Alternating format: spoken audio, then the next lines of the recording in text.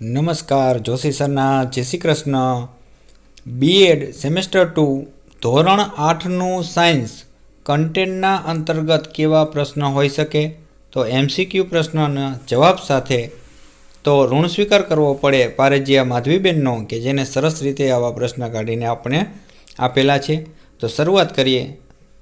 ધોરણ 8 સાયન્સ અને બીએડને same 2માં content સ્વરૂપે પણ કામ લાગશે, તેમજ વિજ્ઞાનના વિદ્યાર્થીઓને 8મા ધોરણના કન્ટેન્ટના પ્રશ્નો માટે પણ ખૂબ ઉપયોગી થાય તેવી આશા સાથે જોશી સરના જય શ્રી કૃષ્ણ. શરૂઆત કરીએ. ધોરણ 8 એમસીક્યુ. પ્રશ્ન 1. મકાઈના પાકને કયા વર્ગમાં વર્ગીકૃત કરાય?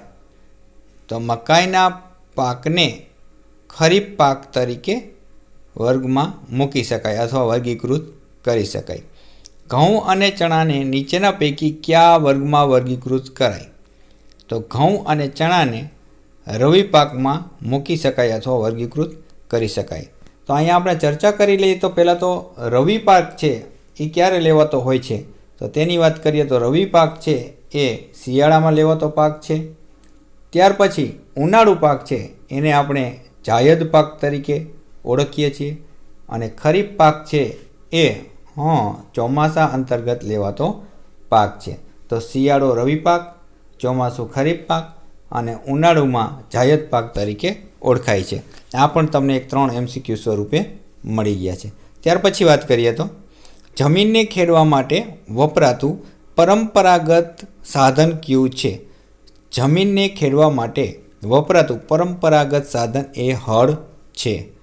ખેતરની જમીનને સમતળ કરવા તથા માટીના ઢેફા ભાંગવા કયું સાધન વપરાય છે? ખેતરની જમીનને સમતલ કરવા માટે અને માટીના ઢેફા ભાંગવા માટે સમાર વપરાય છે. તો સમાર છે એ વાપરવામાં આવે છે. ખરપિયાનું કાર્ય શું છે? તો ખરપિયાનું કાર્ય એ નીંદણ દૂર કરવાનું રહેલું છે. નીચેનામાંથી કયું કૃત્રિમ ખાતર નથી? તો વર્મી કમ્પોસ્ટ ખાતર એ કૃત્રિમ ખાતર નથી.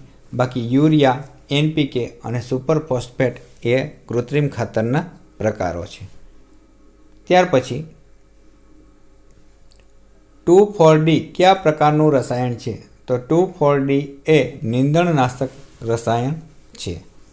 ત્યાર પછી લણણી માટે વપરાતું યાંત્રિક સાધન કયું છે? તો લણણી કરવા માટેનું જે યાંત્રિક સાધન છે તે હાર્વેસ્ટર રહેલું છે.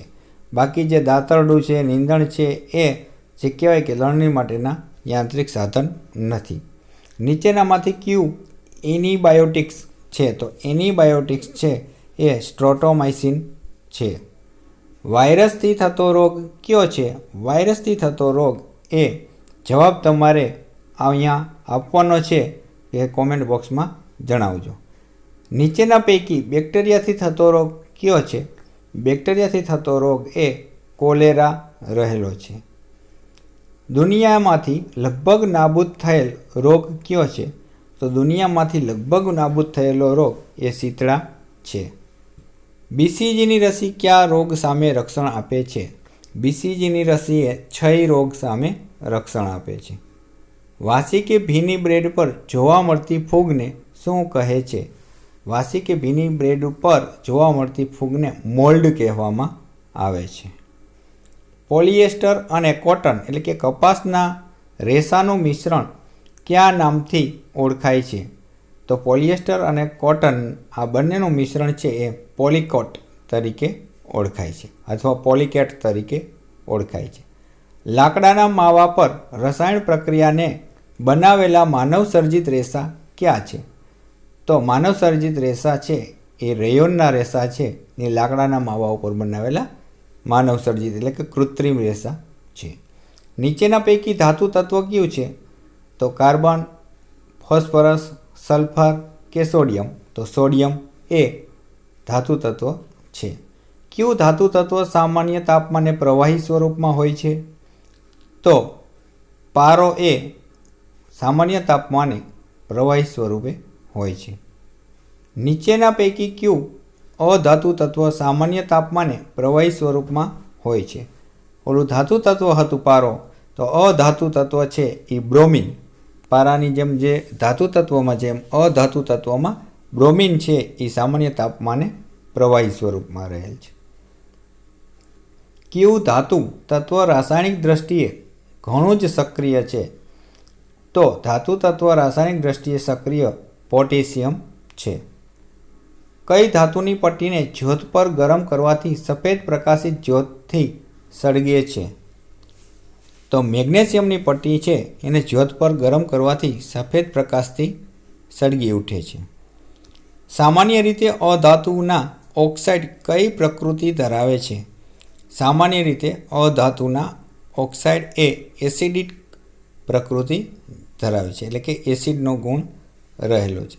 સંજય ગાંધી વન્યજીવ અભયારણ્ય ક્યાં આવેલું છે? સંજય ગાંધી વન્યજીવ અભયારણ્ય એ મહારાષ્ટ્રમાં આવેલું છે.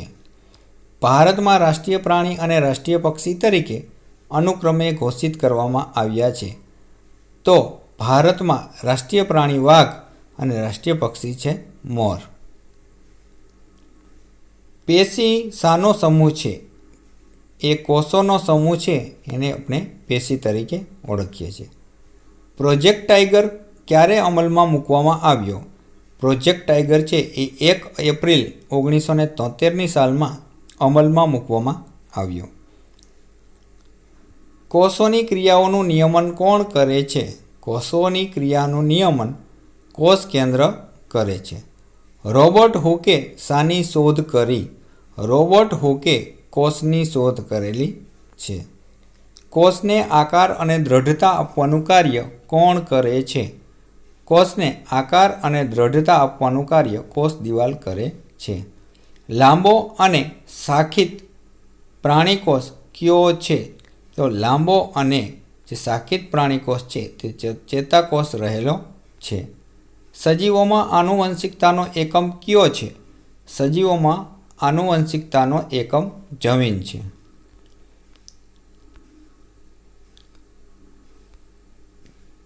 છે. સજીવોમાં આનુવંશિકતાનો એકમ જનીન તત્વ, એટલે કે જનીન તત્વની વાત છે એ જનીન ગુણ રહેલો છે. કઈ વય જૂથનો ગાળો એ અવધિનો છે? તો કરુણની અવધિનો ગાળો છે એ 11 થી 18 વર્ષનો છે, એ તરુણની અવધિનો ગાળો છે. અફલિત અંડકોષમાં હંમેશા કયું લિંગ રંગસૂત્ર હોય છે? તો અફલિત અંડકોષમાં હંમેશા Xનું જે લિંગી રંગસૂત્ર છે તે રહેલું હોય છે. ડાયાબિટીસથી પીડાતી વ્યક્તિમાં કયો અંતસ્રાવ પર્યાપ્ત માત્રામાં ઉત્પન્ન થતો નથી? ડાયાબિટીસથી પીડાતી વ્યક્તિઓમાં ઇન્સ્યુલેશન છે તે ઉત્પન્ન થતું નથી, એટલે ઇન્સ્યુલિનના ઘણી વખતે એમને ઇન્જેક્શન પણ લેવાના થતા હોય છે. તો ઇન્જેક્શન છે ઇન્સ્યુલિનના લે છે, એટલે કે ઇન્સ્યુલિન એ બનાવી શકતા શરીરની અંદર નથી. દેડકામાં જે કહેવાય કે કાપાંતરણ કયા અંતસ્રાવની અસર હેઠળ થાય છે? તો દેડકામાં જે થાઇરોક્સિન નામના અંતસ્રાવની અંદર અસર એની છે તે થાય છે. નર જાતીય અંતસ્રાવ કયો છે? નર જાતીય અંતસ્રાવ એ ટેસ્ટોસ્ટેરોન છે અથવા ટેસ્ટોસ્ટેરોન રહેલો છે. બળની માત્રાને ખાલી જગ્યા વડે દર્શાવી શકાય છે. બળની માત્રાને તેના મૂલ્ય વડે દર્શાવી શકાય છે. ચુંબકીય બળ એટલે અથવા ચુંબકીય બળ ખાલી જગ્યા, તો ચુંબકીય બળ છે એ અસંપર્ક બળ છે. બે સ્થિર વિદ્યુત ભારો વચ્ચે લાગતું બળ ખાલી જગ્યા રહેલું છે. તો બે સ્થિર વિદ્યુત ભારો વચ્ચે જે લાગતું બળ છે એ સ્થિત વિદ્યુત બળ છે. સ્નાયુ બળ એટલે ખાલી જગ્યા છે અથવા સ્નાયુ બળ એટલે સંપર્ક બળ એવું પણ આપણે કહી શકાય. દબાણ એટલે શું? તો દબાણ એટલે બળના છેદમાં ક્ષેત્રફળ. દબાણ ખાલી જગ્યા વડે લાગે છે.